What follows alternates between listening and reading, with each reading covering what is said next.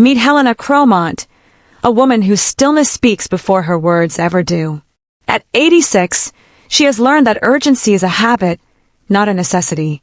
Born in a hillside town where seasons mattered more than schedules, Helena grew up watching things take the time they needed.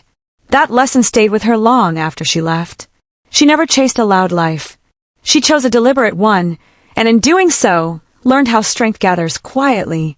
Helena worked most of her years as a private correspondence editor, rewriting letters people were afraid to send.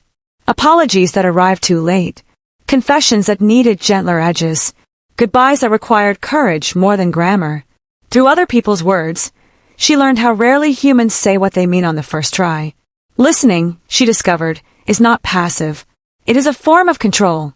What keeps people leaning in is the way Helena tells stories without trying to win them.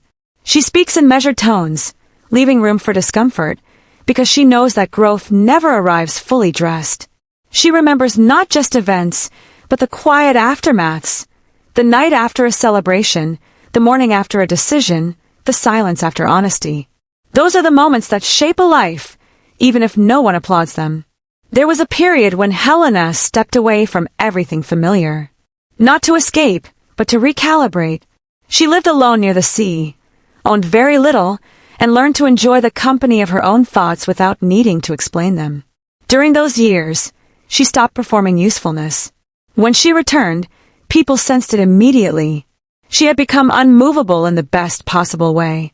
Helena wakes early, before the world begins negotiating expectations. She drinks her tea slowly and believes haste erodes meaning. She dislikes mirrors, not because of age, but because they flatten complexity. Her clothes are simple, chosen for ease and dignity, never disguise.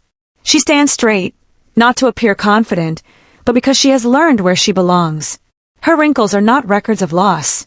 They are maps of persistence. Each line marks a moment she chose truth over comfort, patience over panic. She does not romanticize aging. She respects it as a process that removes